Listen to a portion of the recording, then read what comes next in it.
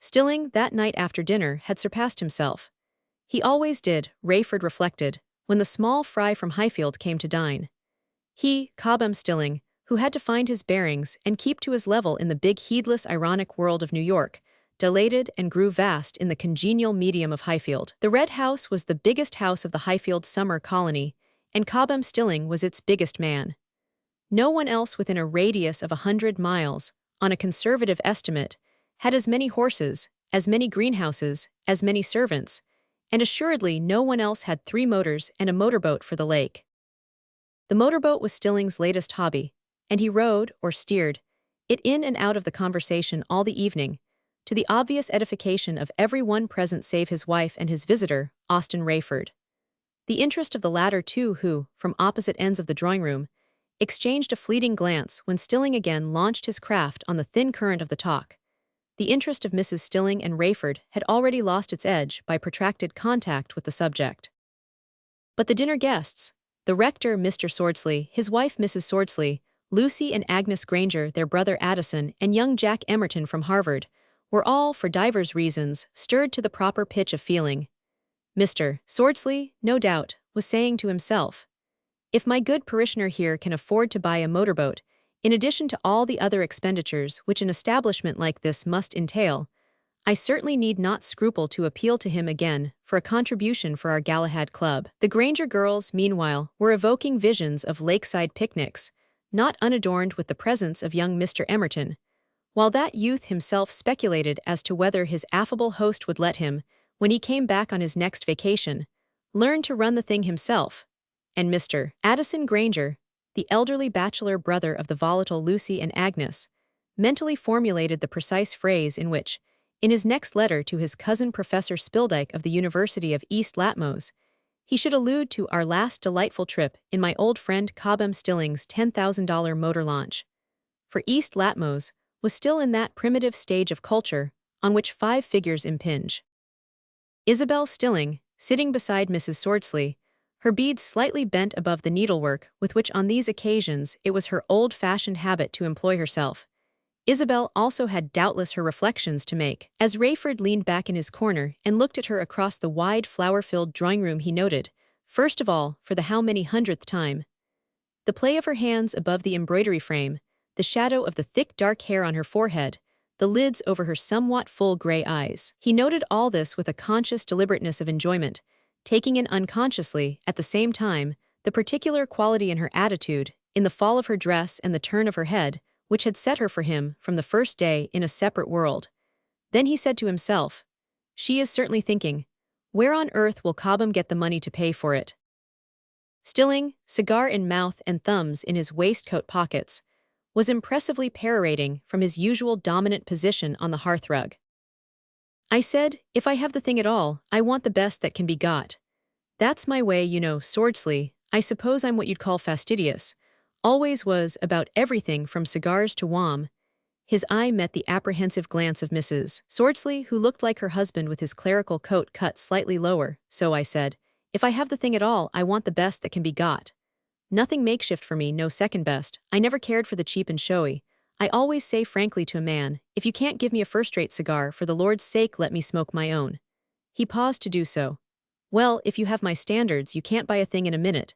You must look round, compare, select. I found there were lots of motorboats on the market, just as there's lots of stuff called champagne. But I said to myself, 10 to 1, there's only one fit to buy, just as there's only one champagne fit for a gentleman to drink." Argued like a lawyer, Austin.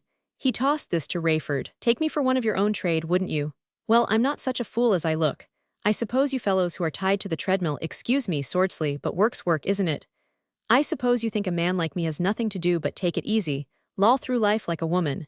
By George, sir, I'd like either of you to see the time it takes. I won't say the brain, but just the time it takes to pick out a good motorboat." Why, I went.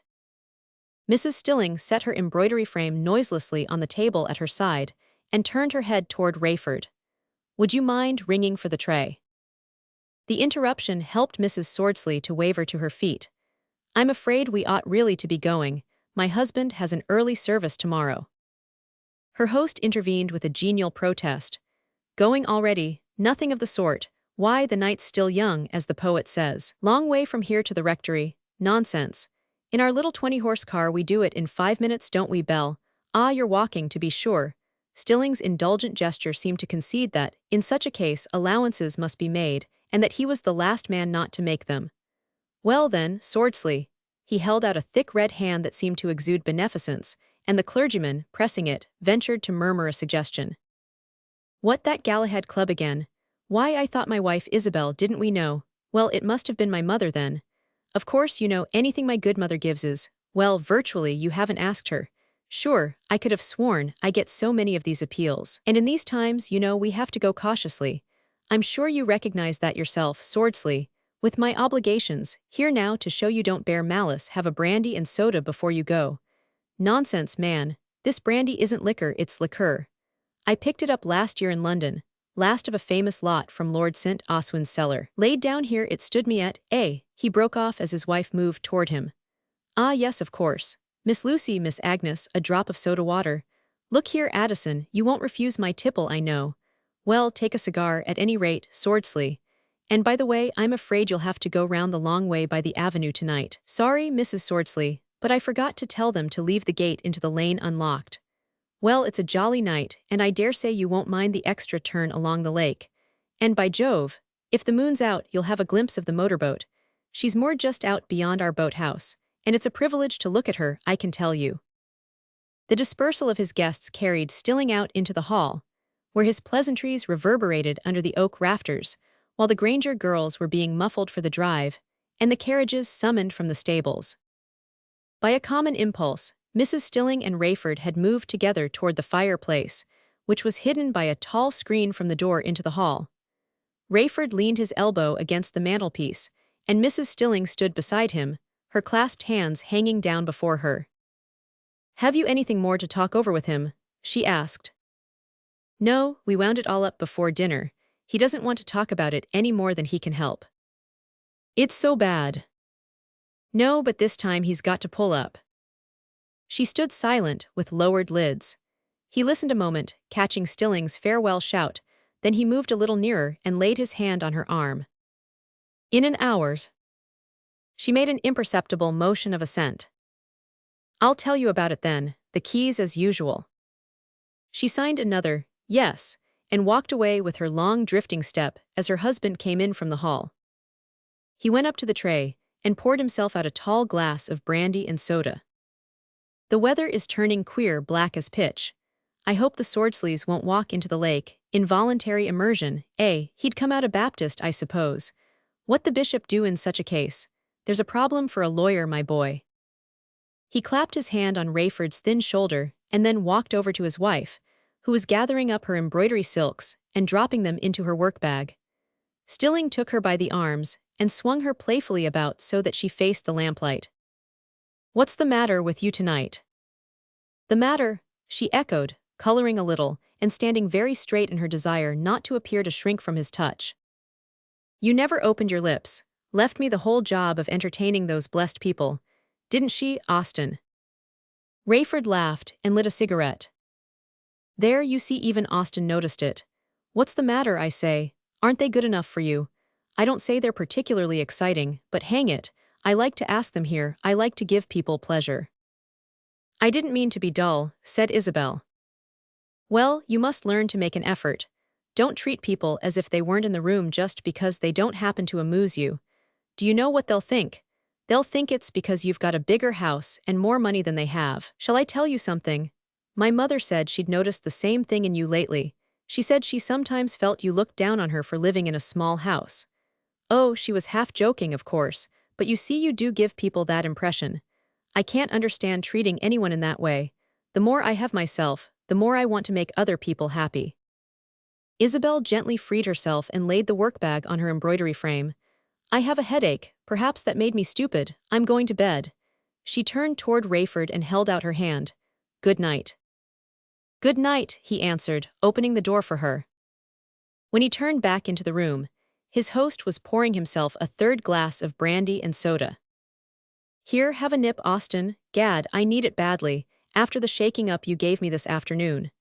Stilling laughed and carried his glass to the hearth, where he took up his usual commanding position. "Why the deuce don't you drink something? You look as glum as Isabel. One would think you were the chap that had been hit by this business." Rayford threw himself into the chair from which Mrs. Stilling had lately risen. It was the one she usually sat in, and to his fancy, a faint scent of her clung to it. He leaned back and looked up at Stilling. "Want a cigar?" the latter continued. "Shall we go into the den and smoke?" Rayford hesitated. "If there's anything more you want to ask me about." "Gad no, I had full measure and running over this afternoon. The deuce of it is, I don't see where the money's all gone to. Luckily I've got plenty of nerve. I'm not the kind of man to sit down and snivel because I've been touched in Wall Street." Rayford got to his feet again. "Then, if you don't want me, I think I'll go up to my room and put some finishing touches to a brief before I turn in. I must get back to town tomorrow afternoon." "All right then." Stilling set down his empty glass and held out his hand with a tinge of alacrity. "Good night, old man." They shook hands, and Rayford moved toward the door. "I say, Austin, stop a minute." His host called after him.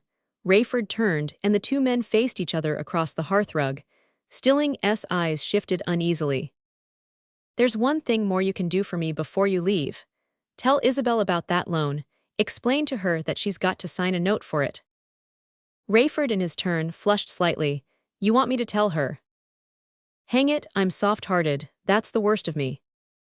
Stilling moved toward the tray and lifted the brandy decanter.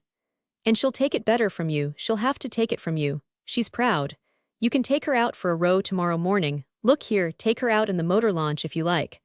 I meant to have a spin in it myself, but if you'll tell her." Rayford hesitated. "All right, I'll tell her." "Thanks a lot, my dear fellow.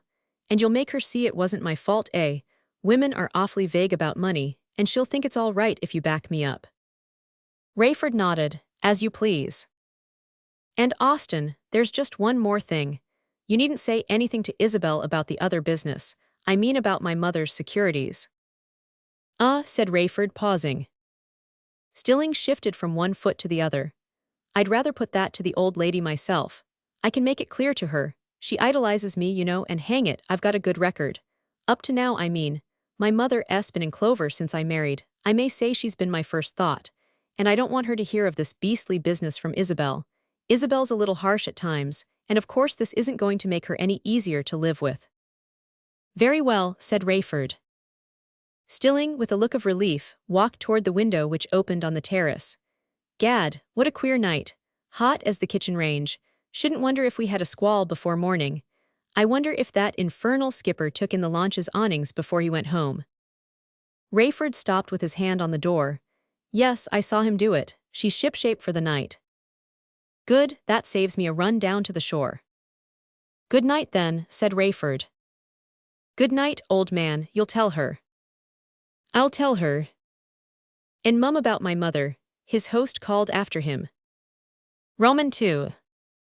The darkness had thinned a little when Rayford scrambled down the steep path to the shore. Though the air was heavy, the threat of a storm seemed to have vanished, and now and then, the moon's edge showed above a torn slope of cloud. But in the thick shrubbery about the boathouse, the darkness was still dense, and Rayford had to strike a match before he could find the lock and insert his key. He left the door unlatched and groped his way in. How often he had crept into this warm pine-scented obscurity, guiding himself by the edge of the bench along the wall, and hearing the soft lap of water through the gaps in the flooring. He knew just where one had to duck one's head to avoid the two canoes swung from the rafters, and just where to put his hand on the latch of the farther door that led to the broad balcony above the lake. The boathouse represented one of Stilling's abandoned whims. He had built it some 7 years before, and for a time it had been the scene of incessant nautical exploits. Stilling had rowed, sailed, paddled indefatigably, and all Highfield had been impressed to bear him company and to admire his versatility. Then motors had come in, and he had forsaken aquatic sports for the flying chariot. The canoes of birch bark and canvas had been hoisted to the roof, the sailboat had rotted at her moorings, and the movable floor of the boathouse, ingeniously contrived to slide back on noiseless runners, had lain undisturbed through several seasons. Even the key of the boathouse had been mislaid, by Isabel's fault, her husband said, and the locksmith had to be called in to make a new one when the purchase of the motorboat made the lake once more the center of Stilling's activity. As Rayford entered, he noticed that a strange oily odor overpowered the usual scent of dry pine wood, and at the next step, his foot struck an object that rolled noisily across the boards. He lighted another match, and found he had overturned a can of grease, which the boatman had no doubt been using to oil the runners of the sliding floor. Rayford felt his way down the length of the boathouse, and softly opening the balcony door looked out on the lake. A few yards away, he saw the launch lying at anchor in the veiled moonlight, and just below him, on the black water, was the dim outline of the skiff which the boatman kept to paddle out to her. The silence was so intense that Rayford fancied he heard a faint rustling in the shrubbery on the high bank behind the boathouse, and the crackle of gravel on the path descending to it. He closed the door again and turned back into the darkness, and as he did so the other door, on the land side, swung inward, and he saw a figure in the dim opening. Just enough light entered through the round holes above the respective doors to reveal Mrs. Stilling's cloaked outline, and to guide her to him as he advanced. But before they met, she stumbled and gave a little cry. "What is it?" he exclaimed. "My foot caught, the floor seemed to give way under me." "Ah, of course," she bent down in the darkness. "I saw the men oiling it this morning." Rayford caught her by the arm. "Do take care, it might be dangerous if it slid too easily, the water's deep under here." "Yes, the water's very deep. I sometimes wish—" She leaned against him without finishing her sentence, and he put both arms about her. "Hush," he said, his lips on hers. Suddenly, she threw her head back and seemed to listen. "What's the matter? What do you hear?" "I don't know." He felt her trembling. "I'm not sure this place is as safe as it used to be." Rayford held her to him reassuringly. "But the boatman sleeps down at the village, and who else should come here at this hour?" "Cobham might, he thinks of nothing but the launch." "He won't tonight. I told him I'd seen the skipper put her shipshape, and that satisfied him." "Ah, he did think of coming then." "Only for a minute, when the sky looked so black half an hour ago, and he was afraid of a squall. It's clearing now, and there's no danger." He drew her down on the bench, and they sat a moment or two in silence, her hands in his. Then she said, "You'd better tell me." Rayford gave a faint laugh. "Yes, I suppose I had. In fact, he asked me to." "He asked you to?" "Yes." She uttered an exclamation of contempt. "He's afraid." Rayford made no reply and she went on. "I'm not. Tell me everything, please." "Well, he's chucked away a pretty big sum again." "How?" "He says he doesn't know. He's been speculating, I suppose. The madness of making him your trustee." She drew her hands away. "You know why I did it. When we married, I didn't want to put him in the false position of the man who contributes nothing and accepts everything. I wanted people to think the money was partly his. I don't know what you've made people think, but you've been eminently successful in one respect. He thinks it's all his, and he loses it as if it were. There are worse things. What was it that he wished you to tell me?" "That you've got to sign another promissory note, for 50,000 this time." "Is that all?" Rayford hesitated, then he said, "Yes, for the present." She sat motionless, her head bent, her hand resting passively in his. He leaned nearer. "What did you mean just now by worse things?" She hesitated. "Haven't you noticed that he's been drinking a great deal lately?" "Yes, I've noticed." They were both silent, then Rayford broke out with sudden vehemence. "And yet you won't." "Well, put an end to it. Good God, save what's left of your life." She made no answer, and in the stillness, the throb of the water underneath them sounded like the beat of a tormented heart. "Isabel," Rayford murmured. He bent over to kiss her. "Isabel, I can't stand it. Listen." "No, no, I've thought of everything. There's the boy's fond of him. He's not a bad father. Except in the trifling matter of ruining his son. And there's his poor old mother. He's a good son, at any rate, he'd never hurt her. And I know her. If I left him, she'd never take a penny of my money. What she has of her own is not enough to live on, and how could he provide for her? If I put him out of doors, I should be putting his mother out too. You could arrange that, there are always ways. Not for her, she's proud. And then she believes in him. Lots of people believe in him, you know. It would kill her if she ever found out." Rayford made an impatient movement. It will kill you if you stay with him to prevent her finding out. She laid her other hand on his. Not while I have you. Have me, in this way. In any way. My poor girl, poor child. Unless you grow tired, unless your patience gives out. He was silent, and she went on insistently. Don't you suppose I've thought of that too, foreseen it?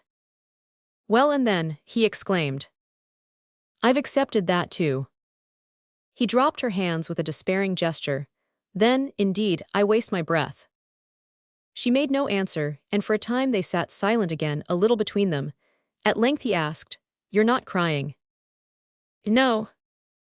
I can't see your face, it's grown so dark. Yes, the storm must be coming. She made a motion as if to rise. He drew close and put his arm about her. Don't leave me yet, you know I must go tomorrow. He broke off with a laugh. I'm to break the news to you tomorrow morning, by the way. I'm to take you out in the motor launch and break it to you. He dropped her hands and stood up. Good God, how can I go and leave you here with him? You've done it often. Yes, but each time it's more damnable. And then I've always had a hope. She rose also. Give it up, give it up. You've none then yourself. She was silent, drawing the folds of her cloak about her. None, none, he insisted. He had to bend his head to hear her answer. Only one. What, my dearest, what? Don't touch me, that he may die. They drew apart again, hearing each other's quick breathing through the darkness. You wish that too, he said. I wish it always, every day, every hour, every moment. She paused and then let the words break from her. You'd better know it, you'd better know the worst of me. I'm not the saint you suppose. The duty I do is poisoned by the thoughts I think. Day by day, hour by hour, I wish him dead. When he goes out, I pray for something to happen. When he comes back, I say to myself, Are you here again? When I hear of people being killed in accidents, I think, Why wasn't he there? When I read the death notices in the paper, I say, So-and-so was just his age. When I see him taking such care of his health and his diet, as he does, you know, except when he gets reckless and begins to drink too much.